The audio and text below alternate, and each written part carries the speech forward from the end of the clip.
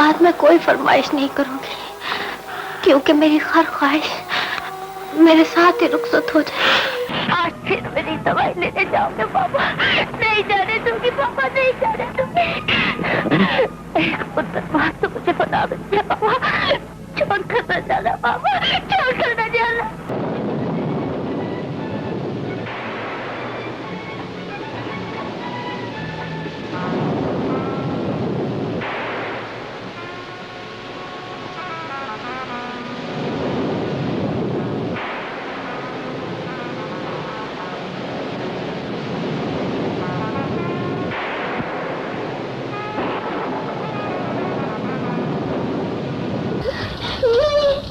देखो ना फिर वलीमा कैसे होगा? मैं माँ नहीं बनूंगी। तो फिर क्या बाप बनोगी? देखो ना, जज्बा तो लड़कियों में उस वक्त भी होता है जब वो गुड्डे और गुड़िया का प्यार आ जाती है। हमारी तो शादी हो गई है। नहीं माँ, तुम मुझसे प्यार करते हो? मैं तुमसे जिंदगी से ज्यादा प्यार करता हूँ माँ। एक बार मैं मर गई तो तुम रोगे? ये तुम कैसी बातें कर रही हो? मेरे दिल में बचपन से एक खौफ है। क्या खौफ है? जब मैं पैदा हुई तो मेरी माँ मर गई थी। तुम मुझे मिल गए फराज, तुम मुझे मिल गए। आज साबित हो गया है ज़माने के जुल्म मोहब्बत से ज्यादा ताकतवर नहीं हो सकते। धोखेबाज ने शादी का ढोंग रचाकर तुम्हें धोखा दिया है। मैं भी तुमसे वादा करती हूँ बाजी, जब तक उससे तुम्हारी बर्बादियों का इंतकाम नहीं ले लूंगी चैन से। ख़वातीनो हजरात, न जाने कौन कौन से नगमे तैयार किए थे आपको सुनाने के लिए, मगर एक ही पल में दुनिया ही बदल गई है मेरी। आज की शाम मैं उस मेहरबान की मेहरबानियों की नजर करती हूँ। अस्सलाम वालेकुम नाज़रीन, आप देख रहे हैं मेट्रो लाइव टीवी। मैं हूँ SM शाकिर। आज हम बात करेंगे पाकिस्तान फिल्म इंडस्ट्री की सुपरस्टार और अपने वक्त की एक खूबसूरत अदाकारा बाबरा शरीफ के बारे में। हम बात करेंगे उनकी टॉप 10 फिल्मों के बारे में। तो आइए देखते हैं उनकी टॉप 10 फिल्मों में हमने किन किन फिल्मों का इंतखाब किया है।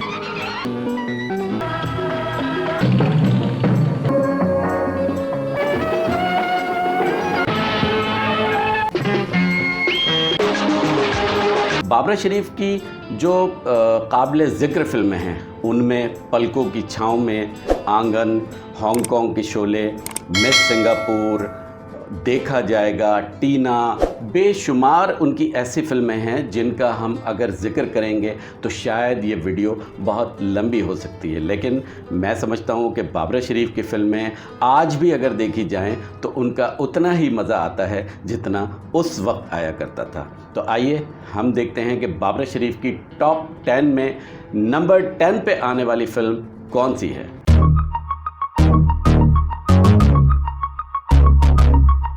नंबर 10 पे है बाबरा शरीफ की फिल्म मिस कोलंबो।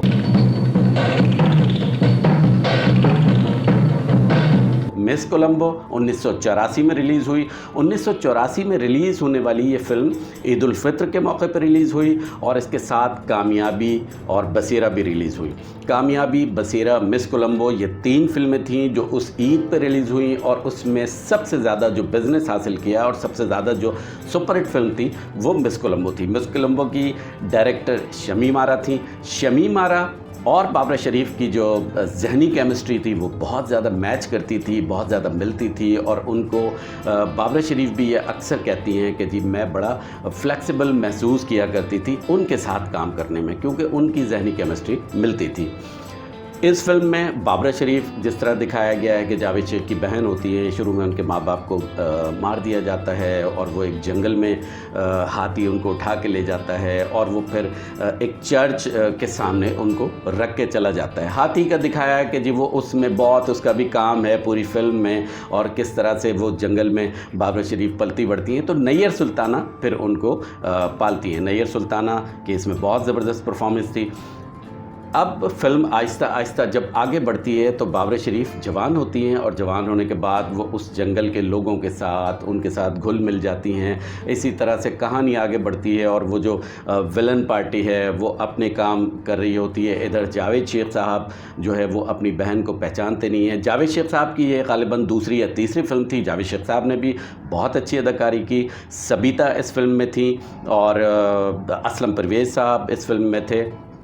साथ साथ जो है वो फैसल ने इस फिल्म में बाबरा शरीफ के हीरो का किरदार अदा किया।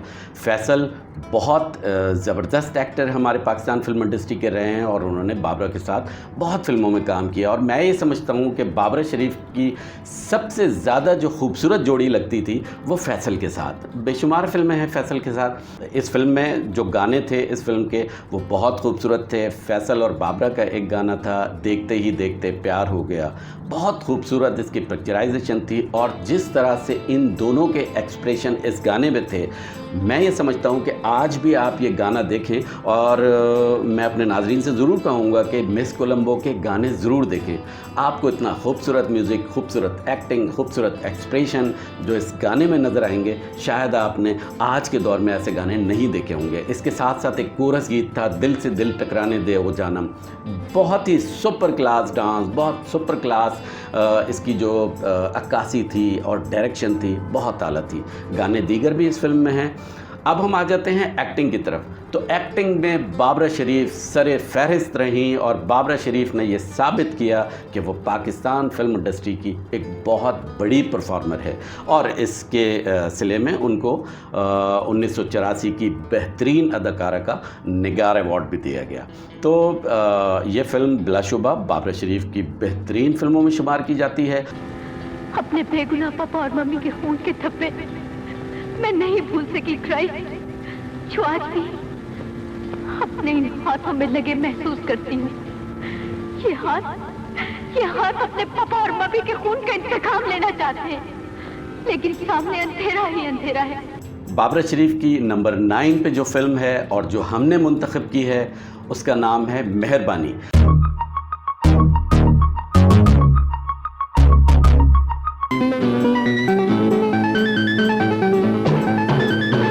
मेहरबानी सुपरहिट फिल्मों के खालिक जनाब परवेज़ मलिक साहब की वो फिल्म थी। इस खूबसूरत फिल्म का म्यूज़िक एम अशरफ साहब ने तरतीब दिया था और इस फिल्म की कास्ट में मोहम्मद अली साहब, अलाउद्दीन साहब, नैयर सुल्ताना और दीगर फनकार शामिल थे। नदीम साहब इस फिल्म में बाबरा शरीफ के हीरो थे। बाबरा शरीफ की गरीब लड़की होती है और उसकी जो माँ है वो कहती है कि जी तू पैसे ज़्यादा कमा के ये खिलौने वगैरह बेच के वो अपना काम करती है। बाबरा शरीफ जो है वो एक गरीब घराने की लड़की है और ज़्यादा पैसे कमाने के लिए वो शहर आती है। शहर आके वो शादी करना चाहती है किसी ऐसे दौलतमंद शख्स से कि जी वो माला माल हो जाए। तो वो मोहम्मद अली साहब डॉक्टर होते हैं, उनसे वो शादी करना चाहती है, लेकिन मोहम्मद अली साहब क्योंकि ये समझते हैं कि ये मेरी बहन और बेटी की तरह है तो वो उसको उस तरह ट्रीट नहीं करते और बिलाखिर उनका सामना फिर नदीम साहब से होता है। नाज़रीन, मेहरबानी फ़िल्म का एक गीत जो क्लाइमेक्स गीत था और जहाँ पर फ़िल्म ख़त्म होती है वो था तेरे बिना जी सकेंगे ना हम, जिसने की थी पहली मोहब्बत, हाँ उसी की कसम, तेरे बिना जी सकेंगे ना हम।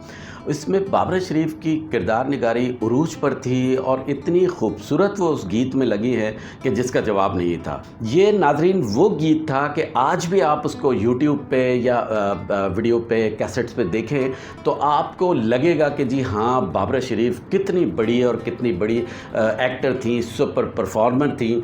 तो उस गीत में ही मैं समझता हूँ कि ऐसा वो गीत था कि शायद उसी पे उनको बेहतरीन अदाकारा का अवार्ड दिया जा सकता था। लेकिन बाबरा शरीफ ने उस गीत में भी ये साबित किया कि वो पाकिस्तान फिल्म इंडस्ट्री की नंबर 1 अदाकारा हैं।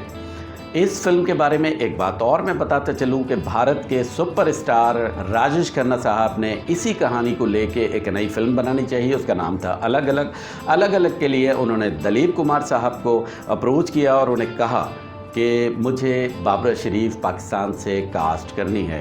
बाबरा शरीफ से बातचीत भी हो गई। बहरहाल उस वक्त की शायद गवर्नमेंट ने इजाज़त नहीं दी या जो मामलात थे उस वक्त तो वो बाबरा शरीफ वहाँ ना जा सकी। लेकिन उसके बाद भारतीय अदाकारा टीना मिनियम ने उसमें किरदार निगारी की। लेकिन मैं समझता हूँ, मेरी जो ज़ाती राय है, वो बाबरा शरीफ की जो एक्टिंग थी वो टीना मिनियम के ऊपर भारी थी। आप ये फिल्म देख सकते हैं, दोनों फिल्में यूट्यूब पर मौजूद हैं। आपको अंदाज़ा हो जाएगा कि मैं ठीक कह रहा हूँ या गलत।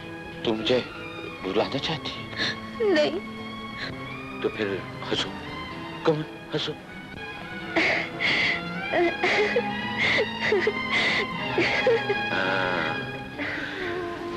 ये हुई ना बात।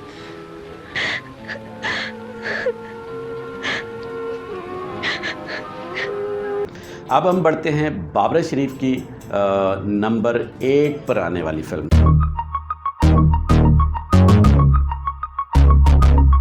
हमने जो फिल्म मुंतखब की है उसका नाम है मिस हांगकांग।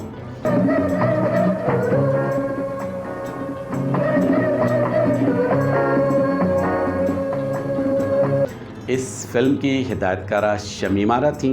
शमीम आरा की ये super duper hit film Babra Sharif के क्रेडिट पे कामयाब फिल्मों का एक इजाफ़ा थी।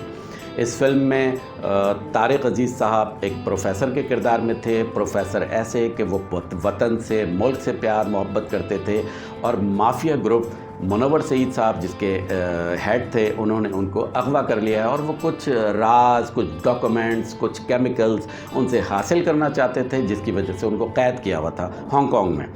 नासिर चंद इसमें वो उस वक्त ब्लैक बेल्ट थे। नासिर चंद साहब भी इसमें विलन थे। फ़िल्म के हीरो आसिफ रज़ा मीर साहब थे। आसिफ रज़ा मीर के साथ उस्मान पीरज़ादा साहब भी इसके सेकंड हीरो थे फ़िल्म के। आसिफ रज़ा साहब का पेयर बाबरा शरीफ के साथ था। उस्मान पीरज़ादा साहब का पेयर बाबरा शरीफ के साथ था। दो पेयर, क्योंकि बाबरा शरीफ का इसमें डबल रोल था। बाबरा शरीफ ने एक वेस्टर्न स्टाइल में और एक जो देसी हमारा जो स्टाइल है उसमें बहुत शानदार परफॉर्मेंस दी, और बाबरा शरीफ ने साबित किया कि वो मगरिबी और मशरिक़ी अंदाज़ के तमाम किरदार निभा सकती हैं। बाबरा शरीफ ने इस फिल्म में शानदार किरदार निगारी का मुज़ाहरा किया। और नाज़रीन, मिस हांगकांग बाबरा शरीफ की एक सुपर डुपर हिट फिल्म है, और हमारे जो हमने पायदान सेट किए हैं उसमें नंबर 8 पे आने वाली फिल्म है।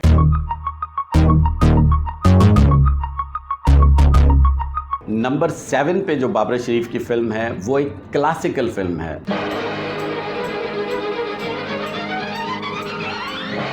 बाबरा शरीफ ने बेहद कोशिश की कि आखिर वक्त तक जो है वो इस फिल्म को संभालें, और उन्होंने बड़ा संभाला दिया। मोहम्मद अली साहब इस फिल्म में बहुत किरदार निगारी के हवाले से बहुत खूबसूरत उनके जुमले थे, डायलॉग्स थे, किरदार निगारी थी।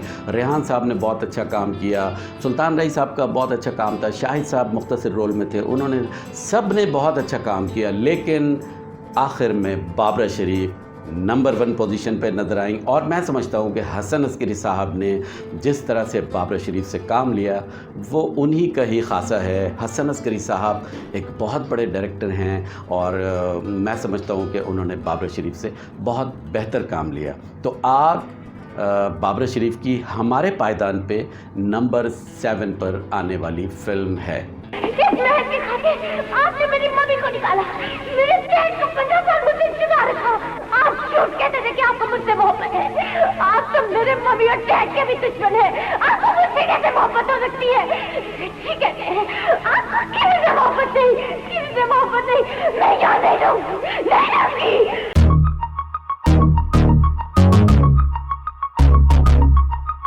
बाबरा शरीफ की जो नंबर 6 पर आने वाली फ़िल्म है, और नंबर 6 पे जो हमारे जो हमने फ़िल्में मुंतखब की हैं उनमें हसन तारिक साहब की फ़िल्म है माजी हाल मुस्तक़बिल।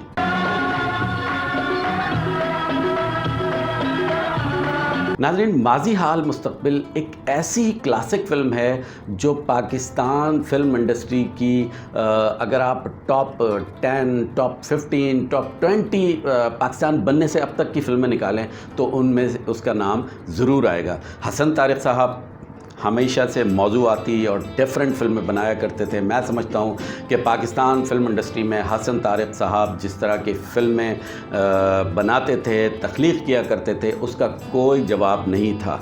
माजी हाल मुस्तक़बिल गो के सुपरहिट फ़िल्म नहीं थी, लेकिन ये फ़िल्म एक क्लासिक फ़िल्म थी।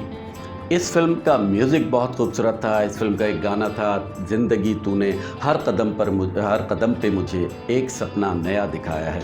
मैं समझता हूँ इतना खूबसूरत ये गीत था, आज भी ये गीत सुना जाता है। आप इस फिल्म को YouTube पर ज़रूर देखें। मेरी नाज़रीन से दरख्वास्त है कि बाबरा शरीफ की आपको सुपर क्लास एक्टिंग नज़र आएगी।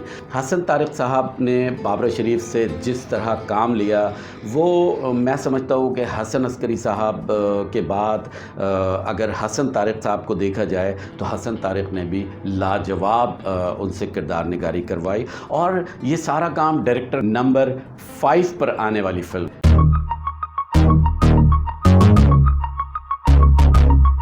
शबाना। शबाब किरानवी पाकिस्तान फिल्म इंडस्ट्री के एक लेजेंड डायरेक्टर, प्रोड्यूसर, राइटर थे। उनके साहबजादे नज़र शबाब की ये फ़िल्म थी और इस फिल्म की कहानी बहुत जानदार और बहुत शानदार थी। इस फिल्म के किरदारों में बाबरा शरीफ के अलावा शाहिद साहब, वहीद मुराद साहब और दीगर नन्ना और मसूद अख्तर साहब ने बहुत अच्छी परफॉर्मेंस दी। और मैं समझता हूँ कि बाबरा शरीफ ने इस फिल्म में भी डबल रोल में कमाल कर दिया। एक लड़की है जिसको नौकरी की ज़रूरत है, उसका घर सिर्फ उसी की नौकरी से चल रहा है। दूसरी बहन जो है वो आज़ाद ख़याल है, मॉडर्न है, वो नौकरी नहीं करती है, माँ बीमार रहती है। तो जिस ऑफ़िस में वो नौकरी करती है वहाँ शाहिद साहब का किरदार है। शाहिद साहब उस फर्म के मालिक हैं, मालिक के बेटे हैं और वो सारा कारोबार वो देखते हैं। तो शाहिद साहब को एक याश तबीयत का शख्स दिखाया गया है और वो बाबरा के ऊपर जाल डालते रहते हैं, लेकिन वो कोशिश में कामयाब नहीं होते और बिल आखिर किसी न किसी तरह से वो अपने मकसद में कामयाब हो जाते हैं, उसको झांसा देने में कामयाब हो जाते हैं। फिर वो अपनी इज़्ज़त को बचाने की खातिर वो छलांग लगाती है ख़ुदकुशी के लिए, लेकिन खुशकिस्मती से वो बच जाती है। अब वो अपने जब घर जाती है तो वो मुंह दिखाने के काबिल नहीं रहती और अपना वो जो भी क़िस्सा है वो बयान करती है। तो दूसरी बहन शबाना जो बड़ा आज़ाद ख़याल लड़की है, मॉडर्न लड़की है, उसको वो ये कहती है कि जी बाजी मैं आपका बदला लूँगी। और उसके बाद से फ़िल्म ज़्यादा फास्ट हो जाती है और बहुत ज़बरदस्त हो जाती है। फिर उसके बाद वहीद मुराद साहब की एंट्री होती है। वहीद मुराद साहब शाहिद साहब के भाई होते हैं। वो जब ऑफ़िस आते हैं तो बहुत सारी चीज़ें शाहिद साहब की अय्याशियाँ बंद कर देते हैं, उनकी जो मक्कारियाँ हैं वो बंद हो जाती हैं जो उस किरदार में दिखाया गया है। और वहीद मुराद साहब शबाना से मोहब्बत करना शुरू कर देते हैं। इधर शाहिद साहब ये समझते हैं कि ये शबाना उनकी बीवी है यानी फ़रज़ाना, जबकि ऐसा नहीं होता। और वो इस बात पे बड़ा जेलस होते हैं कि जी एक छोटा भाई मेरा उसको पसंद कर रहा है और उनको भी पता नहीं है। अभी दोनों भाइयों को ये नहीं पता कि ये दोनों लड़कियां हम शक्ल लड़कियां हैं और मुख्तलिफ हैं। ड्रामा है फ़िल्म में, बहुत खूबसूरत गाने हैं और इस फिल्म का म्यूज़िक बहुत खूबसूरत है। ख़वातीन का बेपनाह रश इस फिल्म में देखा गया, जेंट्स ने भी देखा और ये भी एक डायमंड जुबली फ़िल्म थी। और इस फिल्म की किरदार निगारी पर बाबरा शरीफ को निगार अवार्ड से नवाजा गया। तुझे क्या हो गया? मैं लुट गई माँ, मैं बर्बाद हो गई। सूरज को छूने निकली थी, दामन में जिंदगी भर के अंधेरे समेट लाई हूँ।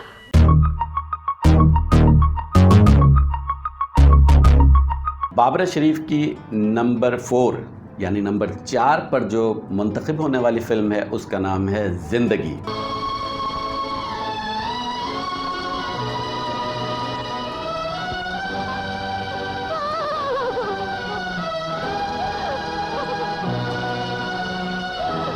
पाकिस्तान फिल्म इंडस्ट्री के लेजेंड हिदायतकार नज़रुल इस्लाम मरहूम साहब की ये एक मारकतुल आरा फिल्म थी। नज़रुल इस्लाम साहब ने इस कहानी को इतना उम्दा ट्रीटमेंट दिया कि मैं समझता हूँ कि ये नज़रुल इस्लाम की ज़िंदगी की एक यादगार फिल्म बन गई।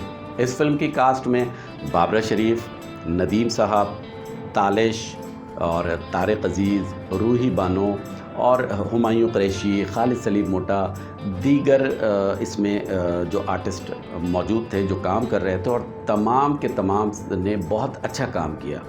मुस्तफ़ा कुरैशी साहब एज़ ए विलन इसमें एक नयापन उनको नज़र आया क्योंकि वो पंजाबी फ़िल्मों में काम किया करते थे, उर्दू में भी नज़र आए, लेकिन इस फिल्म में मुस्तफ़ा कुरैशी साहब से बहुत खूबसूरत, बड़ा ज़बरदस्त और उनका जो अंदाज़ था इस फिल्म का वो बहुत पसंद किया गया। जो विलन का किरदार था वो बहुत पसंद किया गया। तारिक अजीज़ साहब एक मज़दूर लीडर हैं और वो डिमांड करते हैं कि जी मज़दूरों को हक़ दिया जाए, हुकूक़ दिया जाए, लेकिन उसकी वो आवाज़ उठाते हैं तो वो उसके एवज़ में उनको बड़ा घसीट के घोड़ों से बांध कर मुस्तफ़ा कुरैशी के हुक्म पे उनको एक दरख्त से बांधा जाता है और उनको मार दिया जाता है। रूही बानो जो वहाँ पहुँचती हैं वो भी उनको बचा नहीं सकती हैं और इस तरह दोनों की मौत हो जाती है। नदीम साहब इनके साहबजादे हैं और तालिश साहब जो है वो इनके दादा हैं। तालिश साहब नदीम साहब को लेके हांगकांग और बैंकॉक चले जाते हैं, वहाँ पर अपना कारोबार शुरू करते हैं और नदीम साहब को ये पता नहीं होता है कि जी मेरे वालिदैन के साथ क्या कुछ हुआ है। फिर एक कहानी का मोड़ आता है, बाबरा शरीफ और नदीम साहब का सामना आमना होता है। बाबरा शरीफ को भी एक खूबसूरत और बड़ी गुड़िया सी लड़की दिखाया गया है, सबिया खानम उनकी जो दादी हैं वो उनके दोनों के माबैन जो है वो डायलॉग्स बड़े खूबसूरत हैं। बचकाना जहन की ये लड़की है और कमसिन है।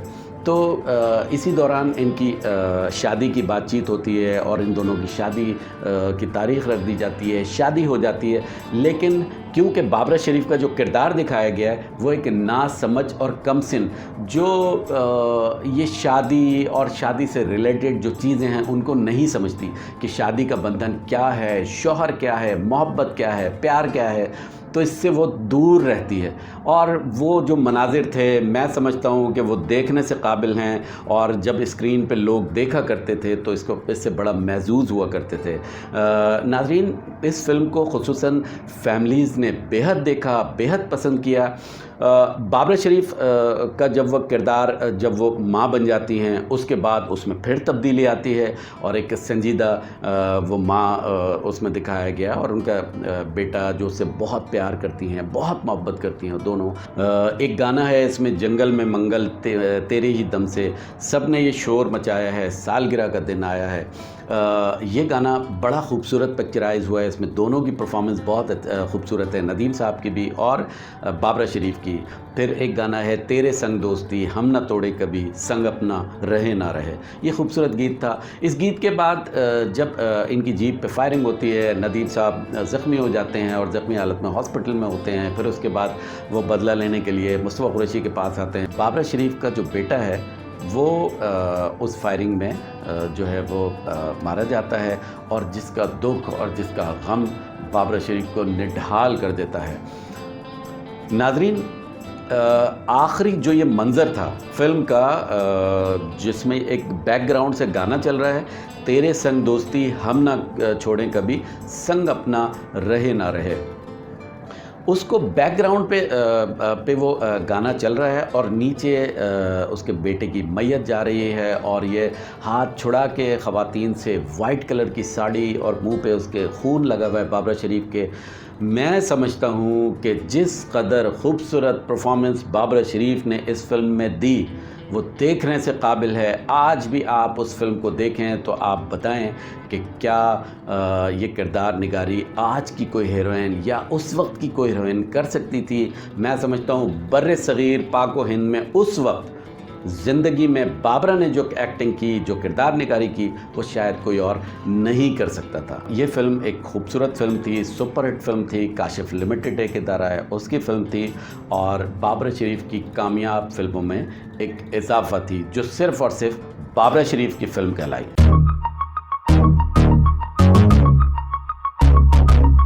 नंबर 3 पर है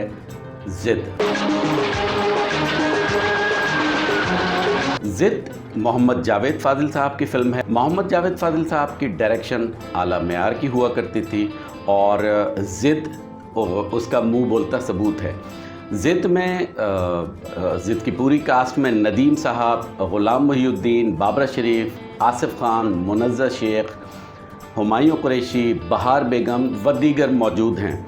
गो के तमाम ही लोगों ने इस फिल्म में बहुत बेहतर परफॉर्म किया, लेकिन जो नंबर 1 पोजीशन पे रही वो बाबरा शरीफ रही और बाबरा शरीफ ने अपनी आला किरदार निगारी के नक़ूश छोड़े।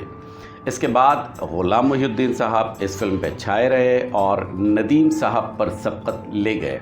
अब ये डायरेक्टर का भी कमाल होता है कि वो किस तरह से किस जो फ़नकार को किस किरदार को वो सजाए, बनाए, संवारे, पोर्ट्रे करे। तो ग़ुलाम मोहिउद्दीन साहब का किरदार बहुत पावरफुल था और वो नदीम साहब पर हावी रहे।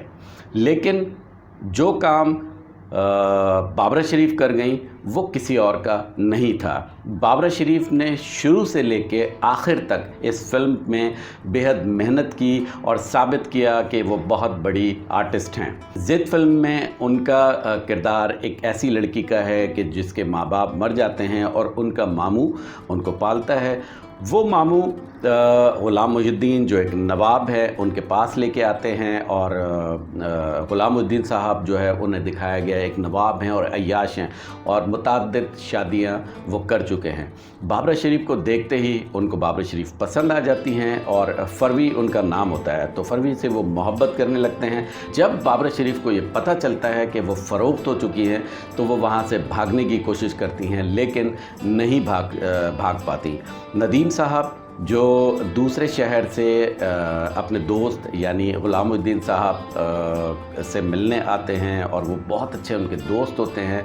और नदीम साहब जब बाबरा पे जुल्म सितम देखते हैं तो फिर उनका भी खून खौलता है और वो भी बाबरा की मदद करने की कोशिश करते हैं और एक दूसरे से करीब हो जाते हैं और एक दूसरे से प्यार करने लगते हैं। जैसे ही ग़ुलाम मोहिउद्दीन को ये पता चलता है, ग़ुलाम मोहिउद्दीन का किरदार इस फिल्म में मालिक का है, मालिक उनका नाम होता है। जैसे ही उनको पता चलता है कि फराज और फरवी एक दूसरे से मोहब्बत करते हैं और वो यहाँ से भागने की कोशिश कर रही है, तो वो उसको फिर जो है वो कैद कर देते हैं बाबरा शरीफ को, फरवी को। उसके बाद जब नदीम साहब उसको वहाँ से छुड़ा के लेके जाते हैं तो फिल्म फिर वो फास्ट हो जाती है और वो भाग दौड़, जुल्म सितम और मार धाड़ ये सारा शुरू होता है। उन्हीं में गाने भी होते हैं, दीगर चीज़ें। और फिल्म जब अपने इख्तिताम को पहुँचती है तो फिल्म के इख्तिताम पर बाबरा शरीफ कैद हो जाती हैं दोबारा इनके पास, ग़ुलाम मोहिउद्दीन के पास। और उस कैद में एक आखिरी जो गाना है, हम प्यार के दीवाने हैं, हम प्यार करेंगे, है प्यार अगर जुर्म तो 100 बार करेंगे। यकीन करें नाजरीन कि इस गाने पर बाबरा शरीफ की जो परफॉर्मेंस थी, किरदार निगारी थी, वो अपने फ़न की बुलंदियों पर नज़र आई। बहार बेगम उन पे हंटर बरसा रही होती हैं और बाबरा शरीफ के चेहरे पे एक निशान होता है, ज़ख़म होता है और ज़ख़मों से चूर ये लड़की ग़ुलाम मोहिउद्दीन साहब शराब की बोतल नीचे फेंकते हैं और उस कांच के ऊपर ये चलती हुई जा रही होती है। तो मैं समझता हूँ कि बहुत ज़बरदस्त परफॉर्मेंस दी। ग़ुलाम मोहिउद्दीन साहब ने बेहद शानदार किरदार निगारी की, उनको एक अवार्ड दिया गया था, वो भी मुआविन अदाकार के तौर पे, जबकि वो बेस्ट परफॉर्मर का अवार्ड उन्हें दिया जा सकता था। ये बहुत जालिम औरत है, इसने मुझ पे बहुत जुल्म किए हैं। बाबरा शरीफ की जो फिल्म नंबर 2 पर है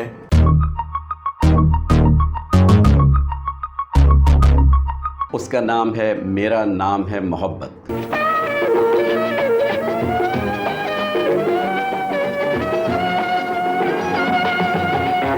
मेरा नाम है मोहब्बत गो के बाबरा शरीफ की पहली फ़िल्म इंतज़ार थी, लेकिन मेरा नाम है मोहब्बत जो है वो पहले रिलीज़ हो गई थी। और बाबरा शरीफ की मेरा नाम है मोहब्बत को पहली फ़िल्म कहा जाता है। और पहली फ़िल्म के हवाले से मैं समझता हूँ कि ये एक खूबसूरत म्यूज़िकल रोमांटिक फ़िल्म थी और जिसमें शानदार लाफानी किरदार बाबरा ने अदा किया। बाबरा के साथ इस फिल्म में ग़ुलाम मोहिउद्दीन साहब थे, बहार बेगम थी, अलाउद्दीन साहब थे, रेहान थे, कमाल ईरानी और दीगर स्टार इसमें मौजूद थे। तमाम के तमाम लोगों ने इसमें बेइंतहा शानदार किरदार निगारी का मुज़ाहरा किया। और शबाब किरानवी साहब जो फैमिली मूवीज़ में अपना कोई सानी नहीं रखते थे, 1975 में रिलीज़ हुई इस फिल्म ने सुपरहिट कामयाबी हासिल की। इस फिल्म को फैमिलीज़ ने बेइंतहा देखा और इस फिल्म की कहानी कुछ इस तरह थी, रूटीन की एक कहानी है, लेकिन इसको बहुत आला ट्रीटमेंट दिया शबाब किरानवी साहब ने। और इस फिल्म को जो माशरे की कहानियाँ हैं उसमें से निकाला गया कि बाबरा शरीफ जो है वो एक गरीब घराने की लड़की है और ग़ुलाम मोहिउद्दीन साहब जिनके बाप एक बड़े रईस आदमी हैं, रेहान साहब और बहार बेगम उनकी वालदा हैं। अब दोनों को मोहब्बत हो जाती है और बेपनाह मोहब्बत हो जाती है, म्यूज़िक होता है, रोमांस होता है, फिल्म आगे बढ़ती है और दोनों की शादी हो जाती है। शादी के बाद ग़ुलामुद्दीन साहब को घर से निकाल दिया जाता है और अब वो एक छोटे सा मकान लेके किराए पे दोनों रहने लगते हैं। आगे बाबरा शरीफ एक नौकरी करती हैं एक स्कूल में नौकरी के दौरान एक दिन अचानक उनकी तबीयत ख़राब होती है। प्रिंसिपल उनको हॉस्पिटल लेके आती हैं। जब वो हॉस्पिटल लेके आते हैं तो डॉक्टर बताते हैं कि इनको कैंसर है और बाबरा शरीफ पर्दे के पीछे से ये सुन रही होती हैं और बाबरा शरीफ ये परेशान है कि मेरे शौहर को यानी ग़ुलामुद्दीन को ये बात पता न चल जाए। कहानी आगे बढ़ती है और बाबरा शरीफ को पता होता है कि मुझे कैंसर है और उसको ये भी पता होता है कि मैं बहुत जल्द मर जाऊंगी या इस दुनिया से चली जाऊंगी। शबाब किरानवी साहब क्योंकि गानों की पिक्चराइजेशन में भी बेहद मारूफ जो है वो डायरेक्टर समझे जाते थे और उनकी फ़िल्म की ख़ास बात ये होती थी कि उनकी फ़िल्म का म्यूज़िक गाने बेहद मकबूल हुआ करते थे और इसी तरह से मेरा नाम है मोहब्बत का म्यूज़िक, इसके गाने बेहद मकबूल हुए। कहानी आगे बढ़ती है और एक टाइम जब बाबरा शरीफ की तबीयत ख़राब होती है तो वो डॉक्टर के पास जाते हैं ग़ुलामुद्दीन और ग़ुलामुद्दीन को डॉक्टर ही बताते हैं कि आपकी वाइफ को कैंसर है। अब वो मंज़र भी देखने वाला है जब ग़ुलामुद्दीन के एक्सप्रेशन देखने वाले थे कि जिस वक्त उसको पता चलता है कि जी मेरी वाइफ को कैंसर है। अब वो ये सोच रहे होते हैं कि मैं किस तरह घर जाके उनको इस बीमारी के बारे में बताऊंगा। फ़िल्म का आखिरी गाना जब बाबरा शरीफ हॉस्पिटल में होती हैं और वो तकरीबन दुनिया से जा रही होती हैं तो उस वक्त एक गाना है, ये दुनिया रहे ना रहे मेरे हमदम, कहानी मोहब्बत की ज़िंदा रहेगी। इस गाने में बेहद खूबसूरत एक्सप्रेशन थे ग़ुलामुद्दीन साहब के और बहुत ही जानदार किरदार निगारी थी बाबरा शरीफ की। बाबरा शरीफ ने इस गाने में जिस तरह के एक्सप्रेशन दिए उसने ये साबित किया कि वो एक बहुत बड़ी फ़नकारा है। मेरा नाम है मोहब्बत बाबरा शरीफ की क्लासिक फ़िल्मों में शुमार की जाती है, बाबरा शरीफ की सुपरहिट फ़िल्मों में शुमार की जाती है।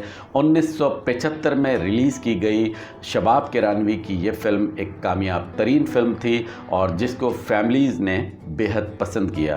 देखो जान, मैं वो राज आज तुम पे जाहिर कर दूंगी जो मैंने एक मुद्दत से तुमसे छुपाए रखा, क्योंकि मैं नहीं चाहती कि तुम्हें मेरी कोई बात मेरे मरने के बाद मालूम। हम चलते हैं नंबर 1 फिल्म की तरफ।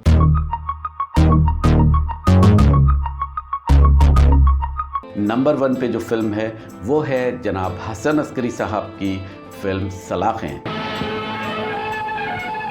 हसन अस्करी साहब पाकिस्तान फिल्म इंडस्ट्री के एक लेजेंड डायरेक्टर हैं। उन्होंने स्टार्ट में तो पंजाबी फिल्में बनाई लेकिन उसके बाद सलाखें जब उन्होंने शुरू की तो हसन अस्करी साहब इस फिल्म के बारे में बताते हैं कि जिस वक्त मैंने बाबरा को कास्ट किया तो बाबरा ने नीम रज़ामंदी का इजहार किया था और वो डर रही थी, ये फ़िल्म नहीं करना चाह रही थी। लेकिन मोहम्मद अली साहब ने उनको बताया कि मैं भी इस फिल्म में हूँ, अगर ये फ़िल्म ठीक नहीं लगेगी शुरू में तो हम दोनों इस फिल्म को छोड़ देंगे। बाबरा शरीफ के मुताबिक ये था कि जी वो ये सोचती थी कि जी हसन अस्करी साहब पंजाबी फ़िल्मों के डायरेक्टर हैं, लेकिन जब ये फ़िल्म मुकम्मल हुई तो ये फ़िल्म एक क्लासिक फ़िल्म कहलाई। बाबरा शरीफ की किरदार निगारी को दुनिया ने पसंद किया और ख़ुसूसन दलीप कुमार साहब जब लाहौर तशरीफ़ लाए वो आम तौर पे क़याम करते थे मोहम्मद अली साहब के यहाँ। मोहम्मद अली साहब के साथ उन्होंने सिनेमा में जब ये फ़िल्म देखी तो उन्होंने कहा बहुत शानदार ये फ़िल्म है, इस लड़की को मुझसे ज़रूर मिलाएं और इस बच्ची को मैं शाबाश देना चाहूँगा। जब वो बाबरा शरीफ से मिले तो उन्होंने ये कहा कि आप पाकिस्तान फिल्म इंडस्ट्री में छोटे कद की एक बहुत बड़ी अदाकारा हो। सलाखे में मोहम्मद अली साहब ने बहुत डूब के अदाकारी की और एक बाप और एक शौहर के किरदार में लाजवाल किरदार निगारी का मुजाहरा किया। अफजाल अहमद साहब इस फिल्म में थे, कवि साहब इस फिल्म में थे, तमाम लोगों ने बेहद शानदार किरदार निगारी का मुजाहरा किया। लेकिन बाबरा शरीफ इस फिल्म में सरे फहरिस्त नज़र आई। इस फिल्म का एक गाना एक मंज़र था जिस वक्त बाबरा शरीफ आती हैं और वो लुटी पिटी हुई होती हालत में होती हैं और इस वक्त वो मोहम्मद अली साहब पियानो बजा रहे होते हैं और वो जैसे ही एंटर होती हैं तो वो गाती हैं, तेरे मेरे प्यार का ऐसा नाता है, देख के तेरी सूरत दिल को चैन आता है। आप यकीन करें नाजरीन कि ये वो गाना देख कर उस वक्त भी तमाम लोग आपदीदा हो जाया करते थे। आज भी अगर आप ये गाना देखेंगे तो आप ज़रूर आपदीदा होंगे। इस कदर जानदार परफॉर्मेंस थी कि जी आप जब स्क्रीन पे बाबरा शरीफ को और मोहम्मद अली साहब को देख रहे होते हैं तो आपको ऐसा लगता है कि जी ओरिजिनल बाप और बेटी ये परफॉर्म कर रहे हैं, ओरिजिनल बाप और बेटी परफॉर्म कर रहे हैं, और आप को ये महसूस ही नहीं होता कि ये एक ड्रामा है, फिल्म है या एक बनावट वाले किरदार हैं। और इतना ज़्यादा रियलिटी थी इस गाने में, इस किरदार में, इस पूरी फिल्म में। सलाखें हमने नंबर 1 की पोजीशन पे बाबरा की फ़िल्म को लेके आए हैं, और आप नाजरीन भी इस बात से मुत्तफ़िक़ होंगे कि सलाखें बाबरा शरीफ की नंबर 1 एक क्लासिक फ़िल्म है।